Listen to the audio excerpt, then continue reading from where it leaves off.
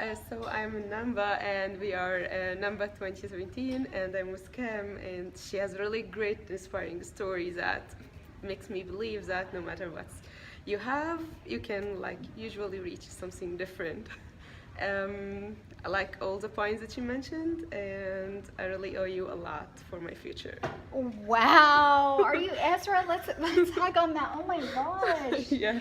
That is huge. I mean, honestly, we're at NAWMBA in 2017 and Esraa was in our personal branding class and we were really talking about authentically being you and growing deep roots, and you just said you owe me a lot for your future. Yeah, and you have to remember this. I will remember this. Yeah. And so the fact that you wanted to take a video for us to remember, these are the things, Esraa, Yes.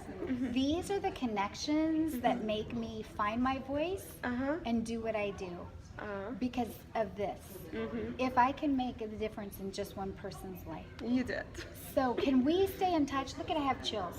Can we stay in touch? Yes, okay. sure. This is my new friend, Esraa. Yeah. Okay, bye from NAWMBA 2017.